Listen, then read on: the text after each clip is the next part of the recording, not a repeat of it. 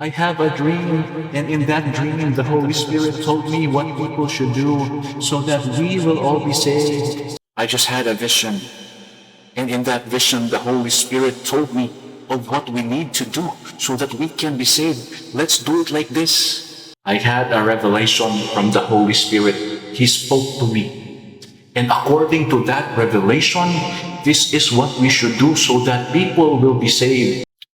You've probably heard someone say it, or maybe ikaw mismo ang nakastorya na og ingon ana nga the Holy Spirit told me, or the Holy Spirit showed me, the Holy Spirit spoke to me, no?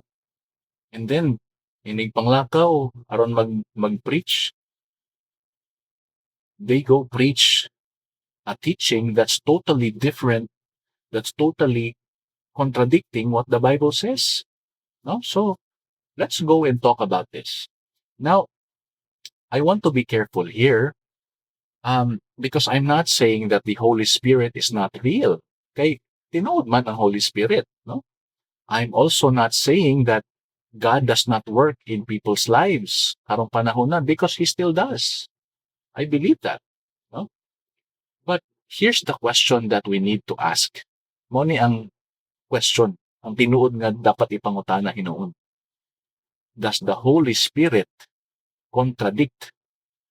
Does the Holy Spirit clash with Scripture? Okay? Because basig wa ta kabantay, basig wala lang ta nakarealize, that's what's happening. When someone says, the Spirit told me, pero they teach something that does not line up with the Word. That is actually what's happening. Diba? So look at what Jesus Himself said about the Spirit. Pag sa John chapter 16 verse 13, ingon si Jesus, and sa kaninga point He was talking to His apostles, ingon siya, when he, the Holy Spirit, or the Spirit of truth has come, He will guide you into all truth. Take note, ano nga keyword. Ining moabot na daw ang Holy Spirit, niabot na wala. We know nga niabot na Holy Spirit, pero bantay, unsa ko ni mahitabo iniabot sa Holy Spirit. He will guide you into all truth. All truth, 100%. But we know nga niabot na ang Holy Spirit. So we know nga nahitabo na nga He already guided the apostles to all truth. So may pasabot, sa may akong point nga gusto i-drive. Humana, revealed na ang tanan kamatuoran. Wala. Niingon si Jesus nga, niabot niya, data-datahan na sa niya, 50% lang sa ang i-reveal nga kamatuoran. Unya na, ang balance. Inigsundod na pud, wala. Ato nga time, pag-abot sa Holy Spirit, gi-reveal na ang all truth. Okay? Padayon na pagbasa. For He will not speak on His own authority. Take note. But whatever He hears, He will speak. Nakuha ra?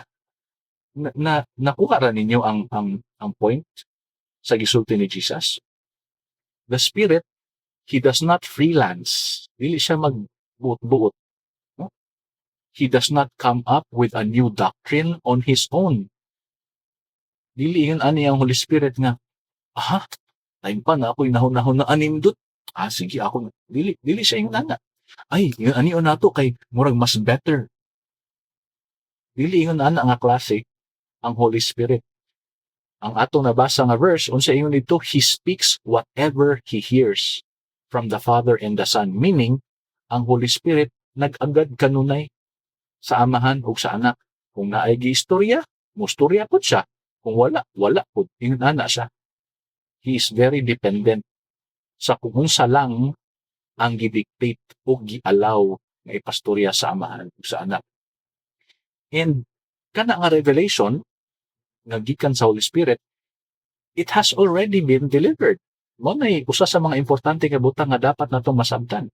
No? Sa Jude 3, it calls it the faith once for all delivered to the saints. Once for all. Kausara. Isang bagsakan sa Tagalog pa. Humana, no?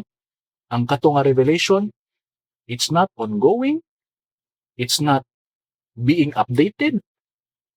It's not revised by personal experience.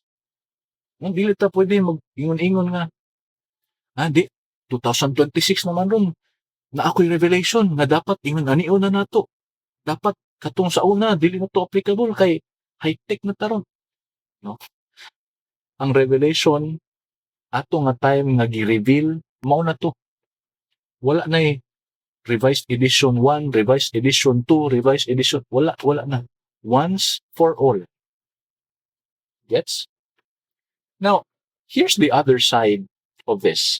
Sa 1 Corinthians chapter 14:33, it says, God is not the author of confusion, but of peace. Nakuha ninyo ang implication na God is not the author of confusion, but of peace.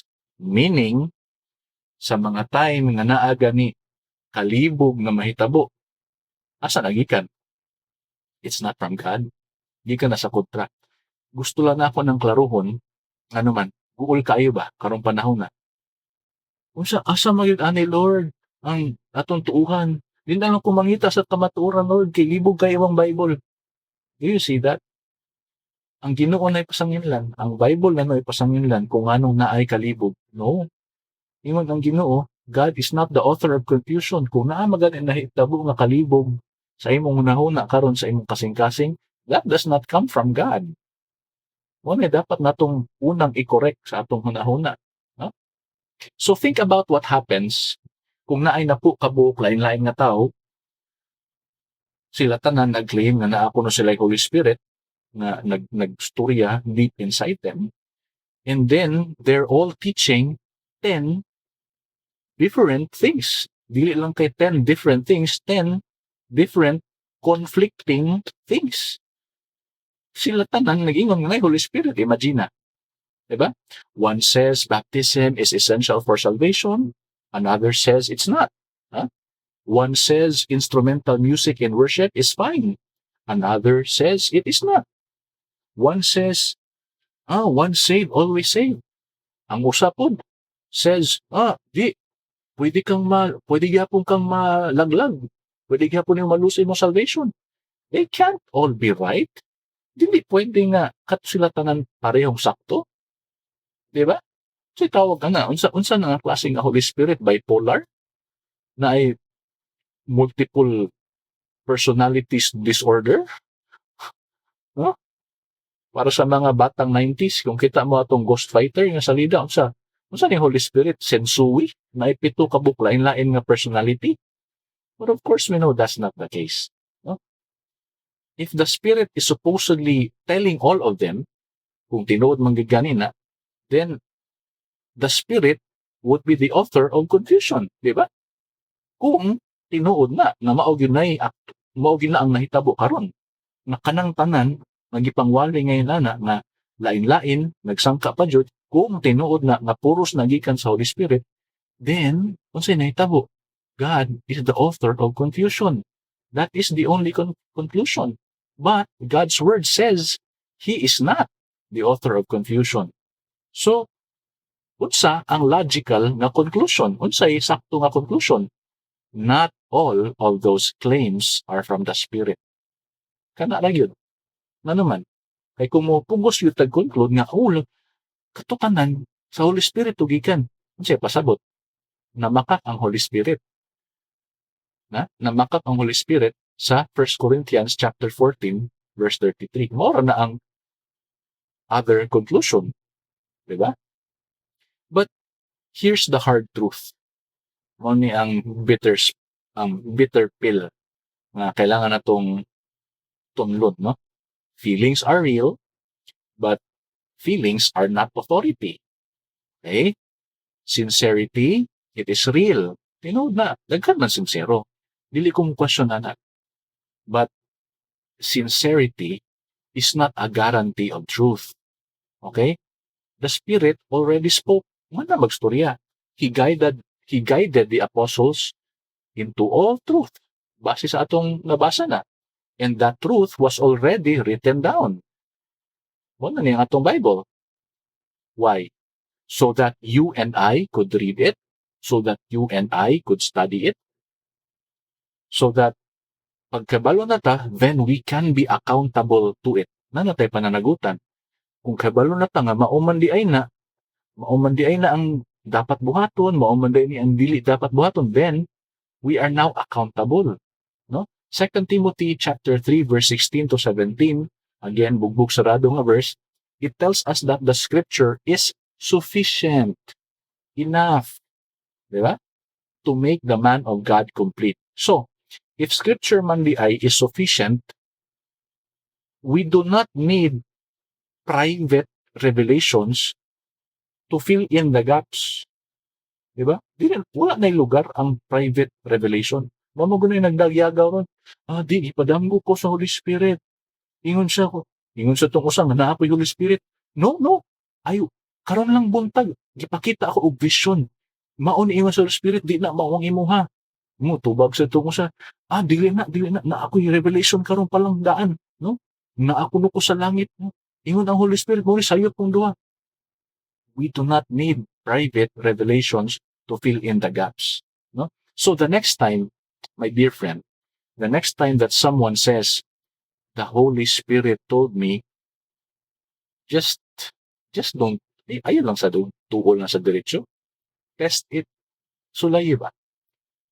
Remember sa Acts 17:11, ingon dito, the Bereans were noble, they were noble-minded than those nga naa sa mga taga-Thessalonica, manuman, because they searched the scriptures daily. Again, dapat naayutan ang batasan.